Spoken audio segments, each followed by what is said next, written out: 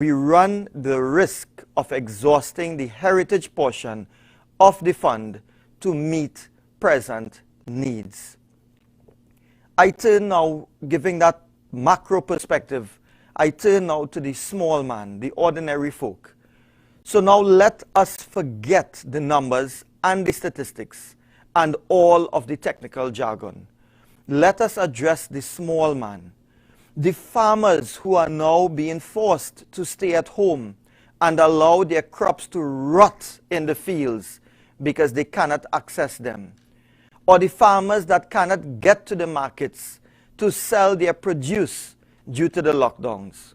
What does the Minister of Finance have to say to them? Who will compensate them? The taxi and maxi drivers who owe the banks and credit unions for their vehicles. It was hard enough when they had to reduce their capacity to 50%. Now, because of the lockdowns and curfew, they have zero income. What does the Minister of Finance have to say to them? What does this government have to say to these people? The workers who work for minimum wage by the hour and have had their hours reduced, or they have somehow been terminated and now are forced to seek and rely upon hampers to survive. What does the government and the Minister of Finance have to say to them? Those who do not own cars and are forced to rely on public transport but are unable to do so because of the lockdown and the curfews and do not have enough time to gather their essential items. Can this government extend any solace to them? To the children who cannot access school because of lack of devices or lack of connectivity, this is not something that is behind us. It is still very much alive and real. Those parents, their parents cannot pay internet bills because they lost their jobs. What solace can the Minister of Education, the Minister of Finance, and this government bring to those people? Does the government even hear their pleas?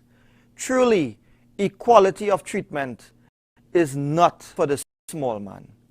For while you struggle to put food on the table for your family, some ministers' children can access machine guns and get exemptions to enter the country by private jet. Is this what you voted for? Is this what progress looks like to you? Is watching your elderly parents stand in the rain, hoping to get vaccinated, comforting to you? Does this look like a progressive government to you? Do you feel your future is secure under this government? In closing, I want to share a thought with you all. Yesterday was Father's Day, and I say Happy Father's Day, albeit today being the day after. It was a day of painful pretense for many fathers who no doubt smiled outwardly as they were being serenaded by their children, but cried inwardly as they confronted their own harsh and uncomfortable reality. They cannot provide food for their children and family. They cannot provide books or devices. They cannot even fire up dreams, nor even offer hope to their families. Why? Because they are now experiencing an economic paralysis and despair. They now realize how maladministration can feel, like tentacles that strangle their very livelihood, their very lives and that of their families. And such anguish is provoked by the bungling economic policies of this disconnected government. Ladies and gentlemen, citizens, I give you the assurance that we in the United National Congress will continue to stand with you and fight. We will fight for your rights and survival in these critical times. Thank you and good night.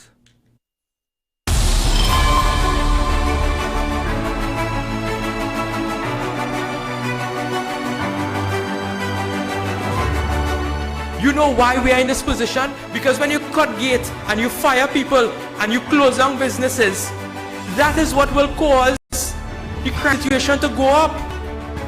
When you don't give persons opportunities, when you take away the opportunities from them.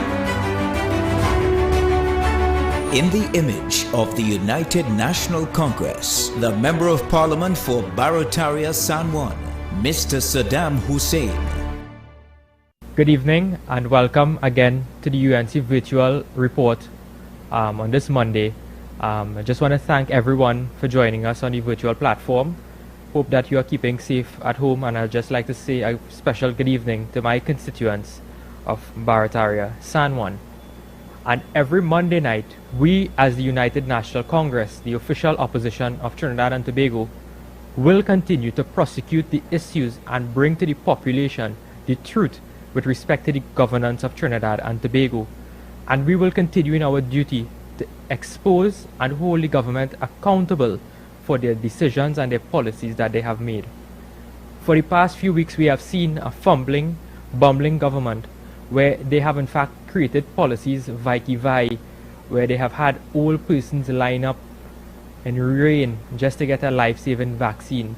They have shown that they have no compassion for the people of Trinidad and Tobago. As earlier on, my brother MP Arnold would have told you about what they would have done with respect to WASA, right in my constituency of Barataria San Juan, where they have targeted the people of my constituency and threatened to lock off their water and also to sell their properties if they are not able to pay their WASA rates. This in the time of a pandemic, when every single day they're telling us about 3 W's, including washing your hands, and then they're coming with their heartless policy to lock off persons' water. Water is life. Water is key for sanitization. We have fought WASA, we have fought the government, and they have backtracked, retracted, and they have now stopped that policy with respect to locking off persons' water. And we, as the opposition, will continue to fight for you, the people of Trinidad and Tobago, because you matter in this fight. We will ensure that we call for good governance and integrity in public life. So, we have seen the political victimization. We have seen that this government is an uncaring government. And we will continue to ensure that we hold them accountable for their actions. We have seen how they have used this pandemic to oppress the voices of the people of Trinidad and Tobago. They have placed heavy, oppressive restrictions on the people of Trinidad and Tobago. Just this weekend gone, on Father's Day, on Labor Day, they have locked down all of the persons, yet on Friday, it was reported that it was as though it was Christmas Eve. They have encouraged gatherings. We have seen that they have encouraged state-sponsored super spreaders. This government has no idea what it is doing. They are only concerned about their friends, their families, and their financiers. Once those persons are in fact satisfied, that is all. They don't care about the ordinary citizen of Trinidad and Tobago. They have cut down our speaking time in the parliament. That is why we will come every Monday. That is why we will come every day of the week to tell the people what is really happening in Trinidad and Tobago. Because this government is as though it is a dictatorship. And we will outline some of the measures and some of the policies that they are willing to adopt in order to really convert Trinidad and Tobago into a dictatorship. We must stand up against this attack on our democracy. And we have seen how they have pressured and oppressed the people of Trinidad and Tobago. In one instance, imagine we are in the middle of a pandemic. Persons have lost their jobs. Businesses have closed. Some have closed since last year, March. When they are ready to reopen the economy, some of these businesses will not be able to even open their doors. And there are no incentives, no measures taken to provide ease to the people of Trinidad and Tobago. In fact, they have encouraged and they have always ensured that the people, the ordinary man, the middle class of this country will bear the burden while they continue to live comfortably. Imagine Minister Imbert at a time like this will announce something called a fuel liberalization policy. Now that is big words. What that really means is that they are going to now remove fixed prices for gas super and premium diesel from the pump, and you have to pay international prices. So that means that the price can fluctuate based on international prices. That is what they are doing. Imagine we had an entire refinery right in Pointe-à-Pierre, the Petrotrin refinery, that they have shut down, that they have closed down, that was manufacturing and producing oil and gas in this country, but you shut down the refinery and now you have to go and buy fuel. That is the policy of this government. They have no idea what they are doing. It is Vai policy that they're engaging in. Imagine today you have workers in Petrotrin who are still unemployed. You have promised them that you would give them land. What is happening with that? These persons are still waiting in perpetuity for this government to show some level of compassion. But there's a very important matter that I would like to raise with you this evening, and that matter revolves around AV drilling and the arbitration between them and Petrotrin. And tonight I want to bring some matters to the population's attention with respect to AV drilling. And AV drilling is one of those companies that was hired or contracted by Petrotrin. And you would have heard that the opposition leader at one point in time would have exposed some of the matters with respect to what was happening at that time in Petrotrin with respect to a production contract. And there were allegations made of tampering with respect to the valves, and that there was oil that was being paid for that they didn't in fact receive, and those allegations have been subjected to the scrutiny of the court. Now, I just want to take you back in terms of the timeline of this matter. Now, AV Drilling, in fact, Petrotrin did in fact send termination notices to AV Drilling in sometime in January 2018. It was the 18th of January. And before the termination could have taken effect, AV Drilling would have gone to court to seek an injunction to stop Petrotrin from taking this decision to terminate their contract. Now, when AV Drilling went to the High Court, the court rejected their application for an injunction. So they lost at the High Court. They then appealed the matter to the Court of Appeal. Again, the Court of Appeal, Justice Prakash Musai, Justice of Appeal, again denied their application for an injunction. And then when they tried to appeal to the Privy Council didn't even in fact hear the appeal. So at every stage of the proceedings, A and V Drilling has lost. High Court, Court of Appeal, and in fact in the Privy Council. But there was an arbitration recently where it has made several waves in the news, in the media, where A&V Oil and Gas Limited there was an arbitration between them and the Petrotrin, the legacy company of Petrotrin. Now, we have to remember that this is in fact a company owned by a best friend of the Prime Minister. The Prime Minister himself declared that this is his best friend. And who they are challenging? A P&M appointed board, a board appointed by the Prime Minister and his cabinet. So this is what is happening here. You have the two factions now before an arbitration. And AV Drilling was successful in that arbitration. But it raises several questions. Because in the media, we have seen some of the matters that are being raised by the lawyers with respect for Petrotrin.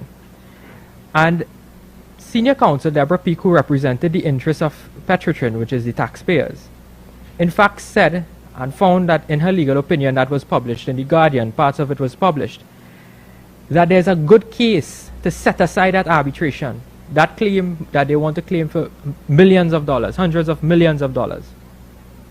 And Petrotrin now has to take a decision whether or not they want to set aside that particular judgment. So I have in my hand an article, Petrotrin yet to decide on High Court action versus A&V, June 19, 2021. And the chairman of Petrotrin, Michael Kwamina, who is an attorney at law for the Prime Minister, was quoted in The Guardian by saying this.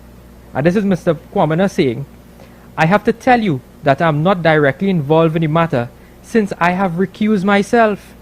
But yes, the Petrotrin board will have to look at it, look at senior legal's opinion and perhaps other legal opinions, and then make a decision. I will not be a part of that decision, but I know things are in train to meet by end of next week, and we will meet tight deadlines. Now I want to ask tonight, what is the conflict of interest? Because in order to recuse yourself, there must be some conflict of interest. What is the conflict of interest that the chairman of Petrotrin has with respect to this matter involving AV drilling and Petrotrin? What is the nature of the conflict? Why did you recuse yourself? When did you take this decision to recuse yourself? Those are questions that the population ought to know. A man who is charged with the responsibility of leading Petrotrin to ensure that AV drilling does not get hundreds of millions of dollars with respect to an award is now recusing himself from the decision, saying that he has no part to do with that. Now, any other government in any civilized democracy, if there was in fact a judgment of this magnitude against a state enterprise, man, there would have been emergency meetings. They would have met, they would have called emergency in-person meetings. They could have met via Zoom. But they are dragging their feet on this matter. They are dragging their feet. Senior counsel Deborah Peake is telling them by this week they should file an application to the court to in fact set aside that arbitral award. But to date, Mr. Kwamena is saying that they will meet sometime next week. Why are they dragging their feet on this matter? If it was any other company, I'm asking, if there was any other company that was awarded such a large sum against Petrotrin, you think they would have dragged their feet on it? I'm asking, why are you dragging your feet on this matter? You must act with alacrity. You must act with expediency. You must protect the taxpayers' interest in this matter. This is not a $5 or $10 judgment. This involves hundreds of millions of dollars of taxpayers' money. This involves the assets of the people of Trinidad and Tobago, crown jewels, the refinery, the port, the lands. And yet you are dragging your feet along with this matter. I want to remind the board of Petrotrin that they have a fiduciary duty, that they have a duty to protect the interests of this company, and they have a duty to protect the interests of the taxpayers. And you must take this duty seriously and responsibly. And then there's a next narrative that the legal advisor for the cabinet, Mr. Faris Al-Recusal, Faris Al-Rawi, saying, ask Kamla, when there was the arbitral judgment, ask Kamla about the arbitral judgment. Well, firstly, let me correct Faris Al-Rawi. Have some respect. It is not Kamla for you. It is the Honorable Kamla Prasad, Bissessa of Senior Counsel, something you may not never be. The Member of Parliament for Siparia, Leader of the Opposition. So get that right, Faris. Then the second thing, Faris, is that you normally have selective memory, because you were the same one who was quoted when the allegations with respect to fake oil was revealed.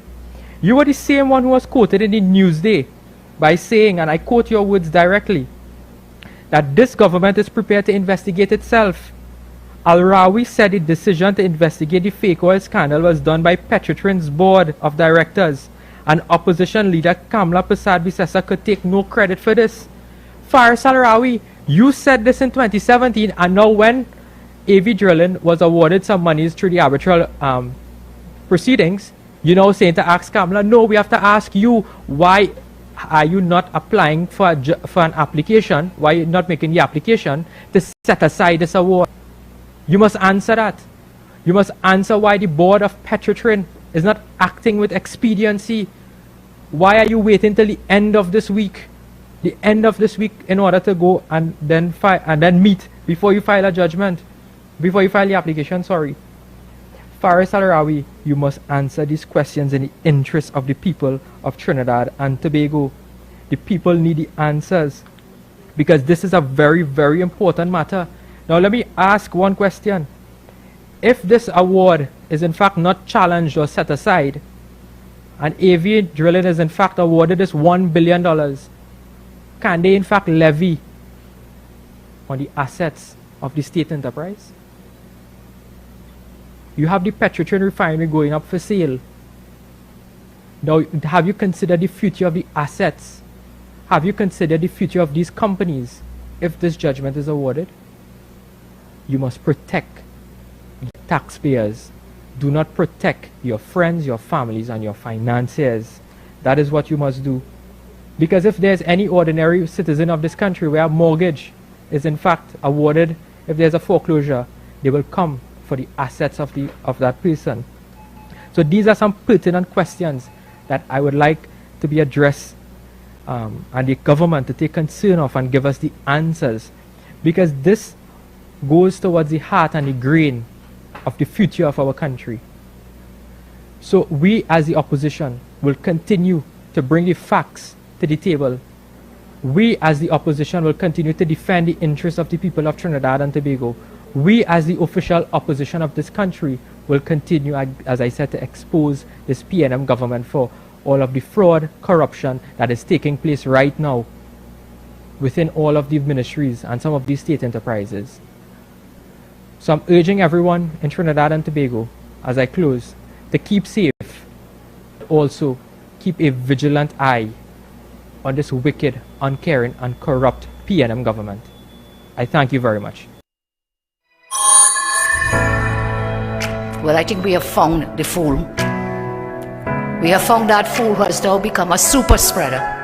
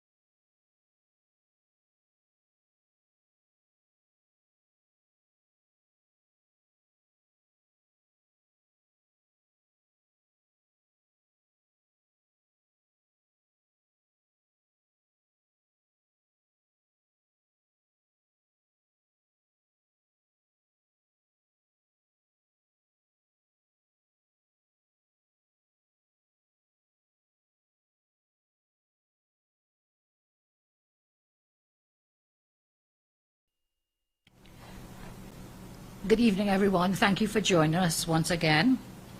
Before I speak with you on some other matters, I want to take a moment to really thank and commend our MPs and councillors for the great job they've been doing. I think we have one of the strongest oppositions now. MPs, senators, councillors, they've been working really hard.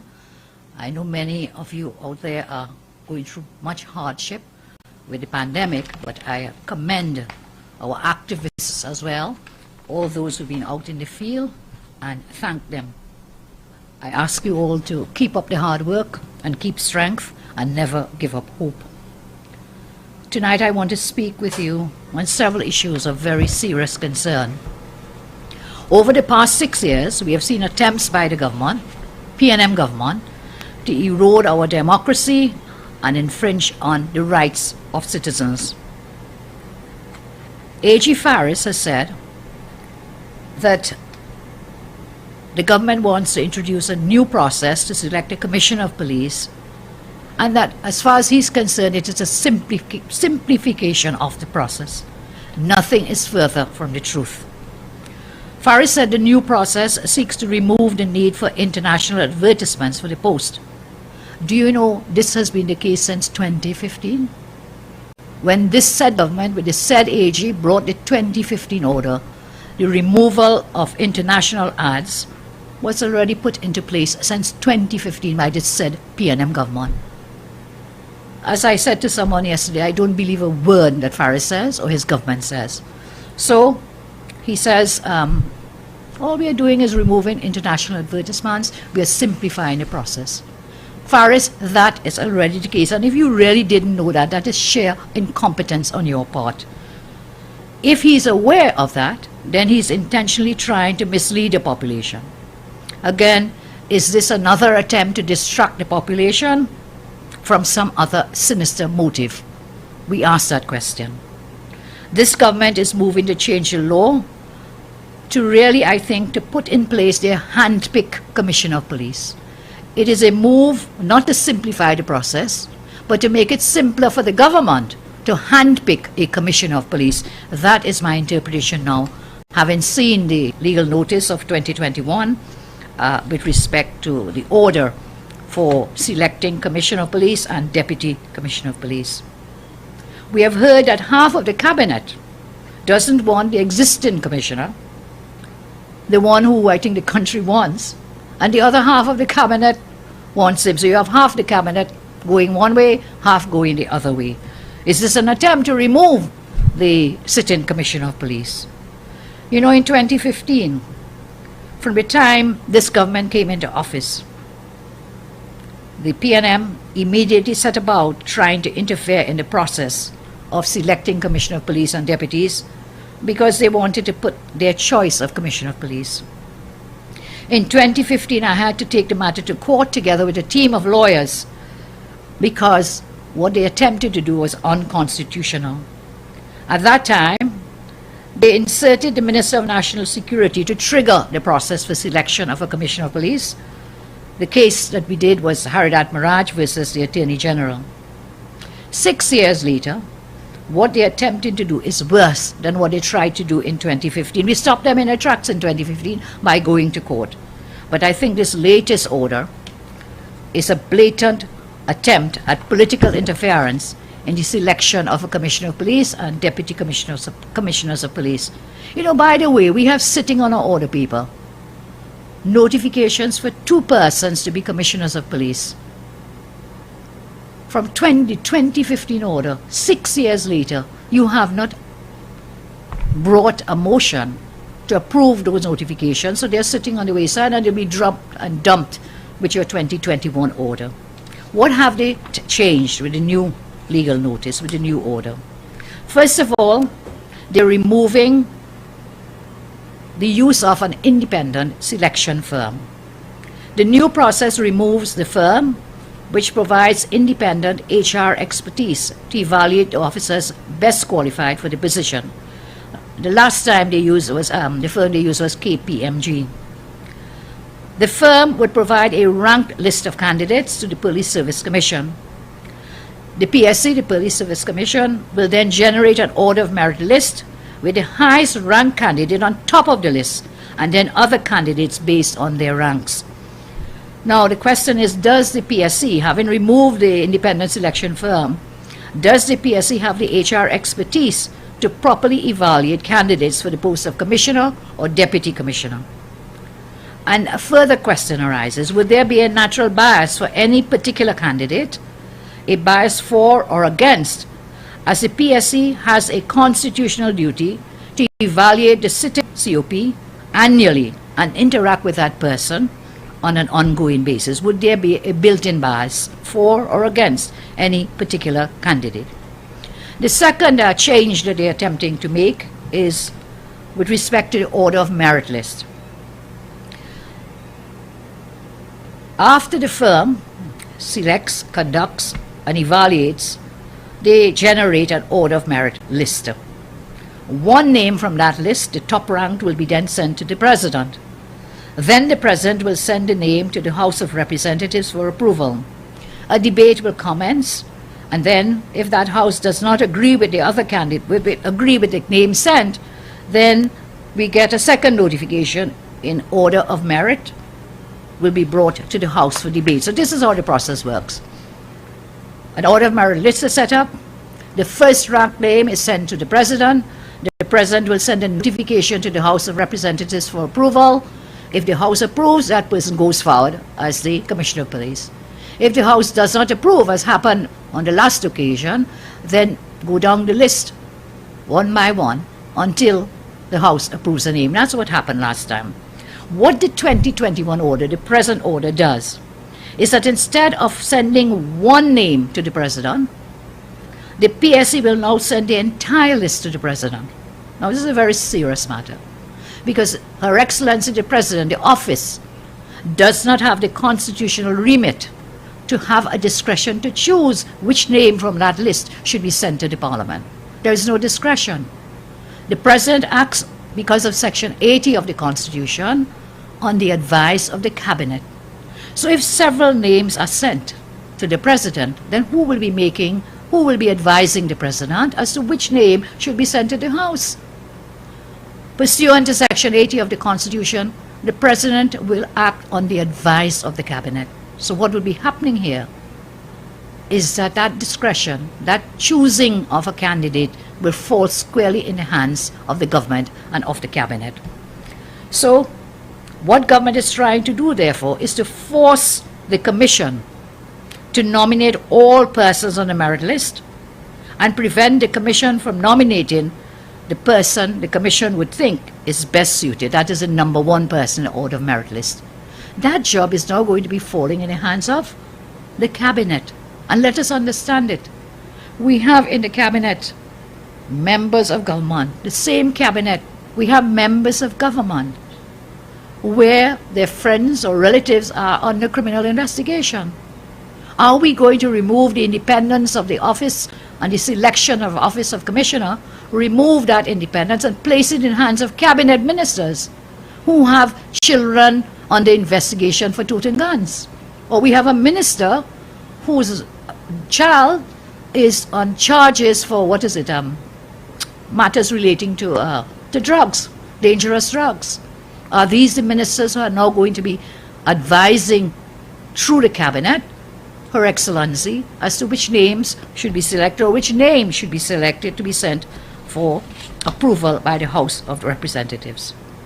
So, on drafting the 2021 order, the government removed the requirement for the highest ranked candidate for that name to be brought first for debate.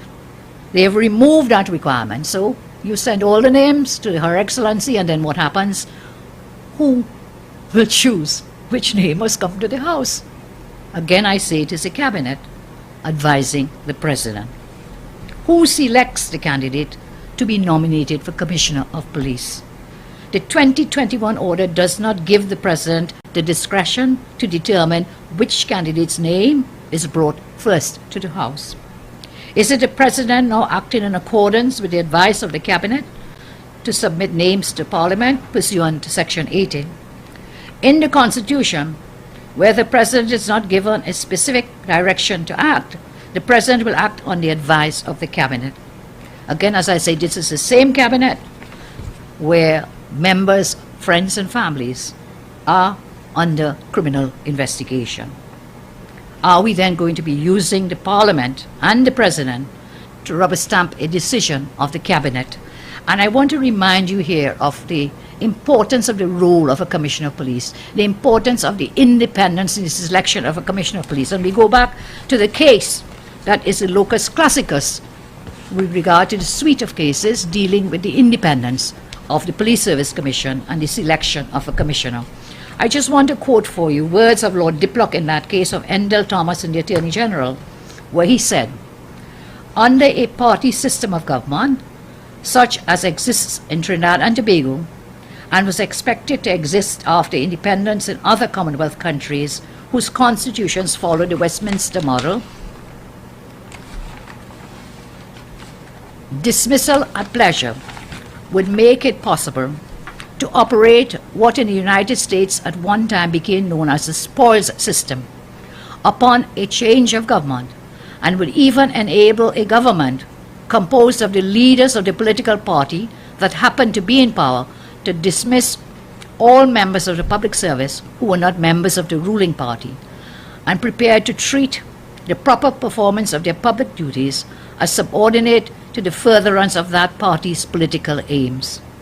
In the case of an armed police force, with the potential for harassment that such a force possesses, the power of summary dismissal opens up the prospect of converting it into what might, in effect, function as a private army of the political party that had obtained a majority of the seats in Parliament at the last election. These words were upheld in the case that we had taken, the case of Haridat Maraj, and followed by Justice Rajkumar in ruling that parts of the 2015 order were unconstitutional.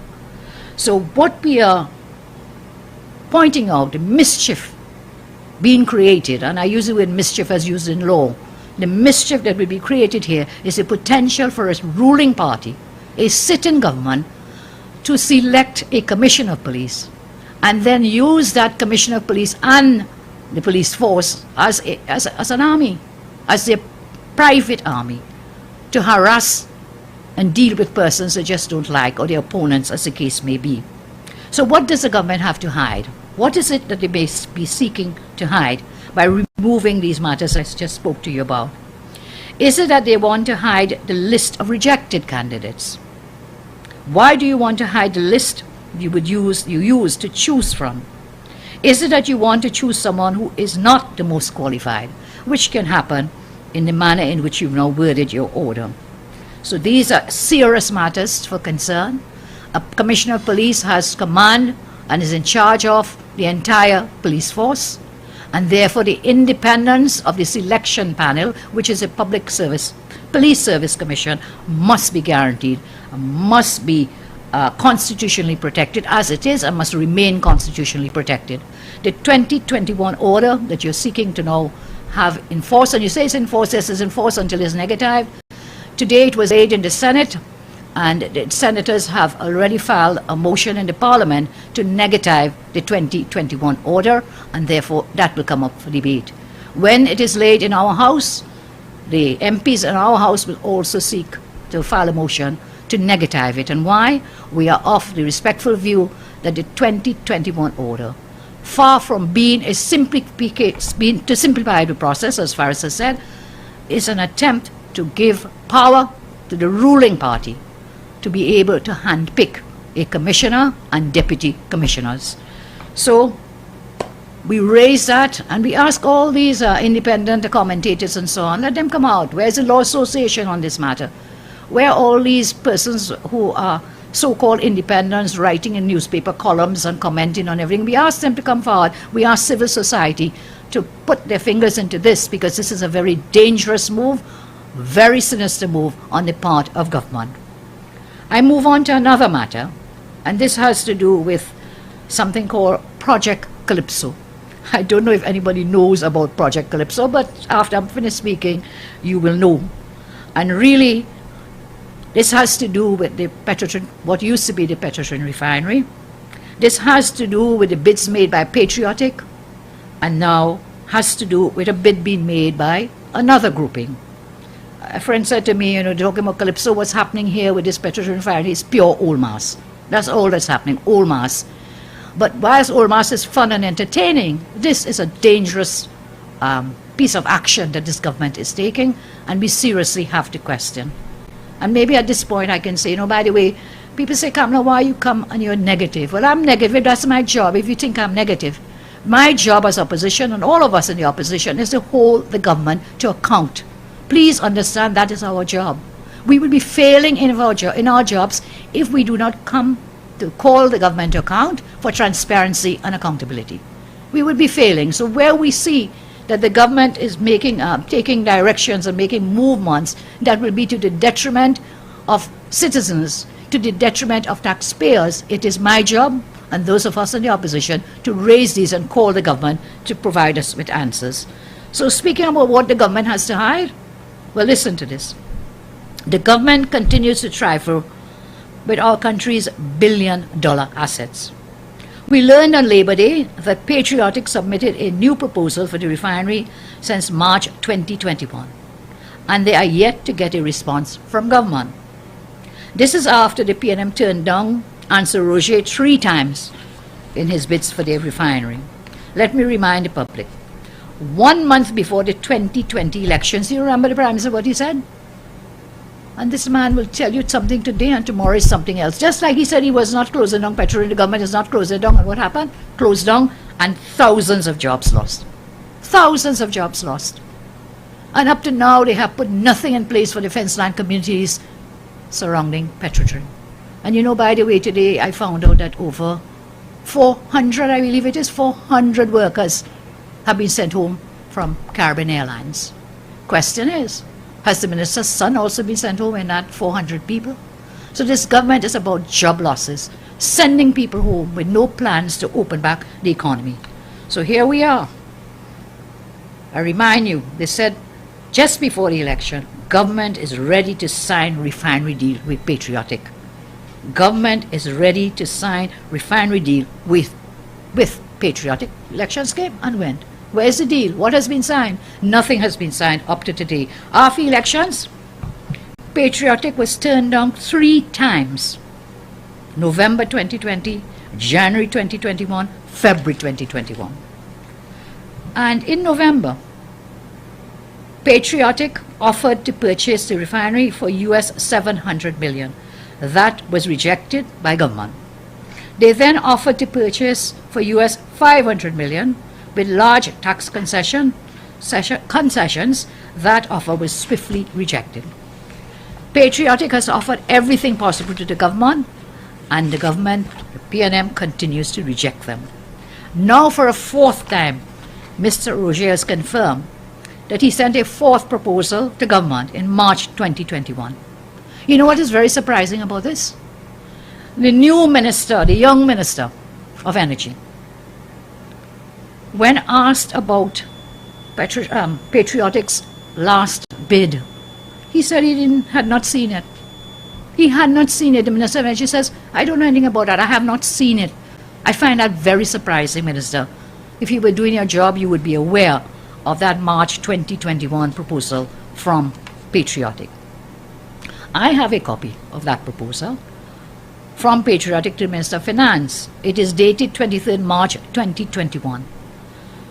Now, if it is that you are not speaking to your Minister of Finance, that's a different issue. But I'm sure you're all on good speaking terms. The Minister of Finance is a jolly person. You know, he's always smiling and so on. So ask him to see the letter from Patriotic to him, Minister of Finance, dated 23rd March 2021. I tell you, I have a copy. That letter was written like a love letter to the Minister of Finance. I think you would want to see it. And after you have been rejected 3 times, Roger writes this really loving letter to Minister of Finance. And you, Minister of Energy, say, you don't know anything about it. Well, go ask Minister Imbert for a copy. So after many rejections, Roger finally comes to the realization that the government was disingenuous from the start. Well, disingenuous is a nice word, you know, but they have been mamagain from day one. They have been just brushing him off. He only now realizes that. I don't know what more it will take. In your latest proposal from Patriotic, this is what is indicated. That Patriotic will purchase the refinery for US $500 million. That Patriotic will not pay the money right away. That Patriotic will take them 2 years. It will take 2 years to restart the refinery. That Patriotic, 1 year after the restart of the refinery, then they'll be able to pay the US $500 million. That Patriotic, what it means is after 3 years of taking possession of the refinery, then they will pay and require a moratorium for all payments for that period. And they also ask for full fiscal concessions on taxes and duties. You know, I don't think we have ever seen in this country, we've had disposal of state assets before, but I've never seen the old masters I mentioned being done in this manner by this government. And that is why we have been hammering for the original procurement legislation, which is most certainly required and long overdue. 6 years this government has been in place, and they have failed and or neglected, maybe willfully, deliberately. It is not by chance that they have not proclaimed it, because it then allows them to do all kinds of deals under the table, above the table, and around the table. And this is one, I think, that is being done under the table, over the table, around the table, but it is indeed a deal that has to be questioned. You know, last year, in November, I advised the population that the government was mamagaing the country and deceiving the workers of Petrotrin. I asked the government whether there was already a buyer lined up for the refinery within 3 months. Mr. Roger, while you are still waiting on an answer from the government, we have a few questions to the Minister of Finance. Minister, 1. Is there a draft letter dated 10th March 2021 somewhere in your ministry to Patriotic stating that when Cabinet rejected Patriotic's proposal on 18 February 2021, that Cabinet also made a decision that the government will terminate Patriotic's being the exclusive bidder regarding the sale of Petrotrin's asset. Second, when you first sent out the RFP for the sale of the refinery assets, was Scotia Capital your financial advisors? This is a very important question. Was Scotia Capital your financial advisors when the first RFP for the sale of the refinery was sent out? 3.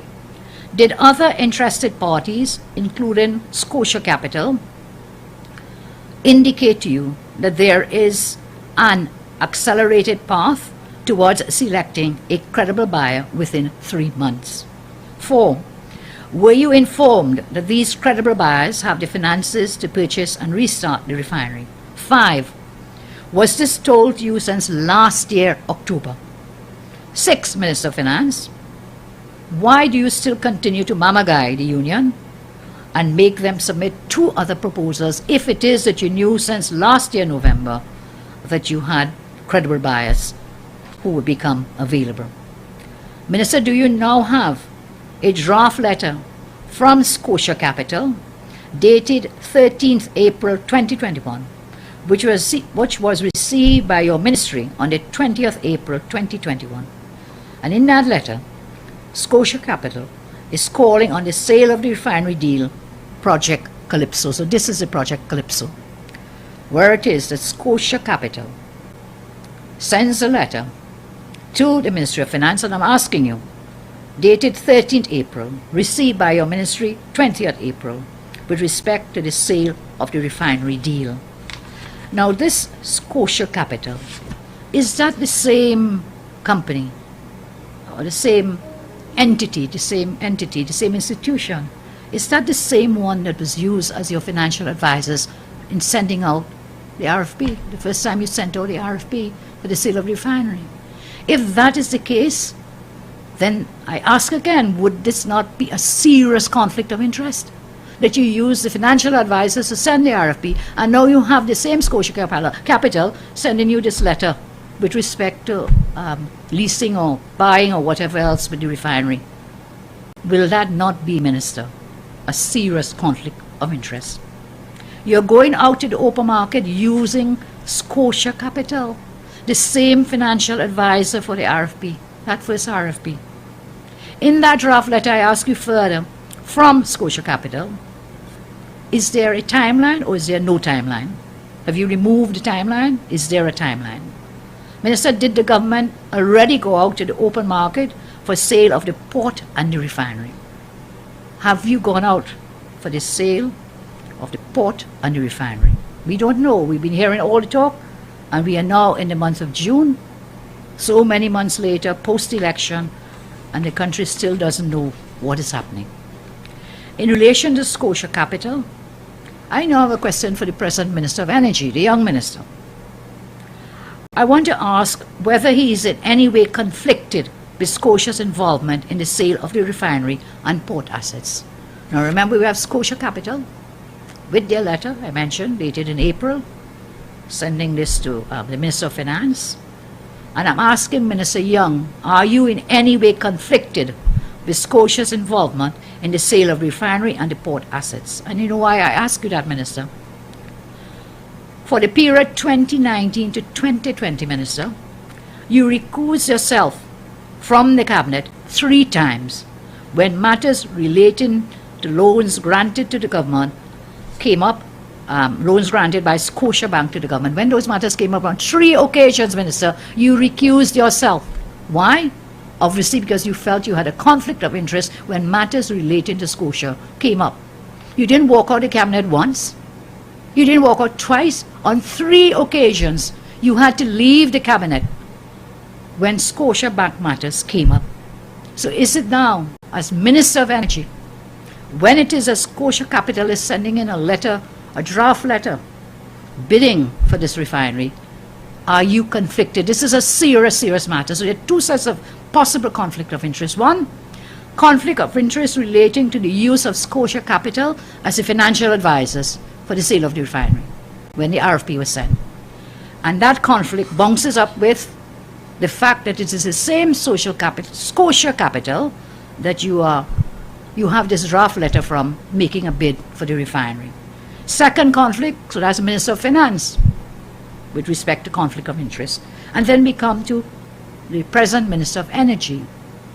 Is it that you will be conflicted when matters dealing with the refinery in your capacity as Minister, would you in any way conflicted with Scotia's involvement in the sale of the refinery and port assets? I ask you that based on your past history of moving yourself outside of the cabinet anytime Scotiabank matters came forward.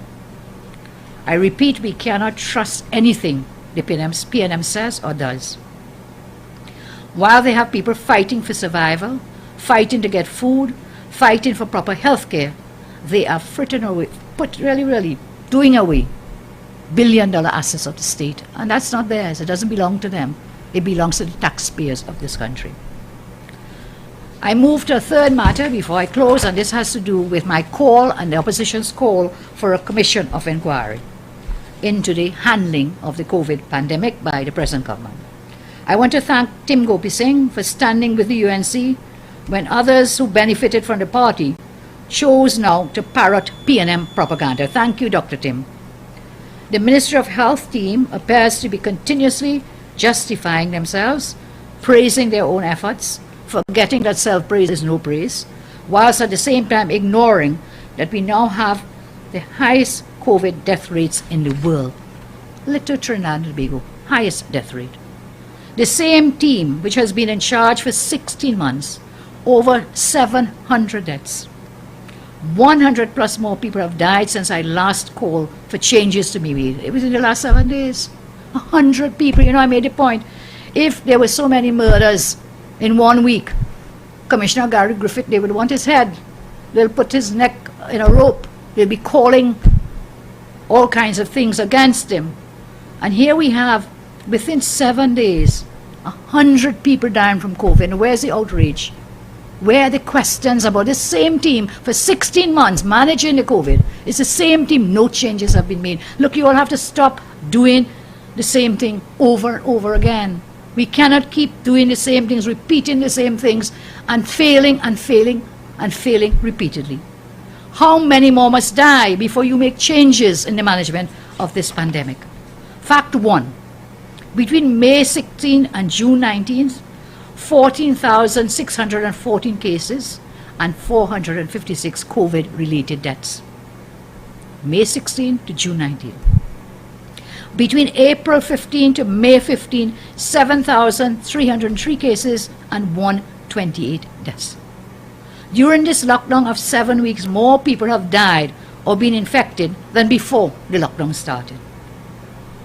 Dr. Gopi Singh said, and I quote, after experiencing the COVID-19 pandemic for the last 16 months, this nation has no information, nor answers, nor data, and no analysis of the situation surrounding these deaths. Dr. Gopi Singh said, and I totally agree with him, as follows. The Commission of Inquiry will ensure that the population gets the answers to these critical questions with a view to determining the deaths of now 737 persons, whether they may be in fact due to criminal negligence. The time has come for government to account to the people through a commission of inquiry. And by the way, I wrote to the Honorable Prime Minister some time ago, and up to now, in his usual manner, I guess, there has been no response to our request through that letter for a commission of inquiry. I repeat our call for a commission of inquiry into the handling of the COVID pandemic. I just want to spend a few minutes, you know, because there is so much suffering, and so there is a Facebook post from someone who just lost their father. He says, my dad passed away. I talked to him for his birthday on Thursday, June 17, 2021, and he indicated to me he was having fever but was feeling okay. Otherwise, the post continues, Friday, June 18, 2021, he suddenly developed difficulties breathing, and the ambulance came and took him to Shoguna's Health Center. They tested him for COVID, and the test came back positive. The Facebook post continues. They also discovered a blood clot in his lungs, which was causing his difficulty in breathing. He needed emergency treatment, but Couva had no empty beds, so they sent him to A&E at Mount Hope. Saturday, June 19th, 2021. He remained all day in accident and emergency A&E at Mount Hope. No treatment. On a bed a bed becoming empty at Coover to be transferred. Sunday, June 20th, 2021. He remained all day again in accident. Listen, what's happening? He's waiting for a bed at Coover. And they're keeping him at Mount Hope. He's there all day, no treatment. No treatment. We have reached up to the 20th of June 2021 and still no treatment, still waiting for a bed to become empty at Coover. The post continues. I spoke to him on Sunday. And Sunday was what? Father's Day, remember? I spoke to him and his last words to me were, quote, I will talk to you later. I am stifling. This morning I got the news. He passed away. I would not have another chance to talk to him again. And here we are. Then you have these persons coming out incompetent every day. I'm making this comment after reading this. Very tragic, and our condolences go out to him, his family, and to all those families who have lost loved ones. In the meantime, this incompetent government, with their incompetent persons, every day they are lying about how good they are and how good they're handling things, and meanwhile our families are being killed off. The writer tells me further, my dad may have had COVID, but COVID did not kill him. Negligence and lack of proper treatment killed him. Negligence and lack of proper treatment killed him. This is what the Facebook writer is saying. People need answers. The country demands accountability. 18 billion spent. We are overwhelmed with infections and deaths. And yet this government continues with their incompetence and continues to fail the people of Trinidad and Tobago. So what do I say is the reality today? Our future is uncertain. That is the reality today under Keith Rowley and his government. I want to remind you how nothing they say can be trusted. 2 weeks ago, the Prime Minister and his Minister of Health boasted close to 1 million doses of vaccines were on their way. Another lie added to all the other lies. They invited everyone to come and get vaccinated, leading to absolute chaos at the health facilities. When they realized they did foolish things, they apologized. They pretended it wasn't a big deal. It was just not a bad day, or one bad day, mind you. This week we will see if the chaos of those few days were super spreader events. This week now the Prime Minister is saying, well, and I quote, we were expecting donations from the United States, but we don't know if that is still happening. This is the same man. 1 week we're getting vaccines, we're getting millions of doses. Next week he comes, he says, we don't know if that is still happening. And then there is the order of 800 doses from the Africa Medical Supplies Platform. We're not sure to get those either. We're not sure to get, this is what the Prime Minister is telling the country, when 1 week before he boasted he was getting from the US, he was getting from the AMS platform, and now we're not sure to get those either. And I heard the government speaking about getting the Johnson & Johnson vaccines. You know, the US has now ruled that those vaccines have to be thrown away. 60 million vaccines. So anything that was coming from Johnson & Johnson is now under suspicion. And also, we're not sure to get those either. So, citizens, what are we to do? Accept every week he comes and continues to tell us things that turn out to be not true. What do we do? This is what passes for governance in Trinidad and Tobago. Last week, the Prime Minister said he decided to go down into the gutter, as he likes to do. And what did he do? He was accusing our neighbor, Guyana, of being reckless with their vaccination program. All because Guyana is doing so much better than Trinidad and Tobago, he found it fit to say, don't worry, their vaccine program, you know, something not right with it. Something is not right with that. He was too lazy to spend time negotiation for, trying to get vaccines for us, remember? And attacking Guyana, but they were very proactive. They went everywhere. They said that. They did everything they could to get vaccines to save lives. When officials in Guyana rebuked him for his dangerous and reckless statements, what did he do? He doubled down on his attack on Guyana. Imagine when his pal Maduro was threatening Guyana, our CARICOM partner. And Prime Minister Rowley was then chairman, and remains chairman up to now. I think at the end of this month he will no longer be chair of CARICOM. He was very quiet. When Venezuela was threatening war on Guyana, not a word from the CARICOM chairman. He was too afraid of Maduro to open his mouth and say something. Remember, Rowley blamed Guyana for the spread of the P1 variant and not Venezuela. Can you imagine that? Why does he hate Guyana so much?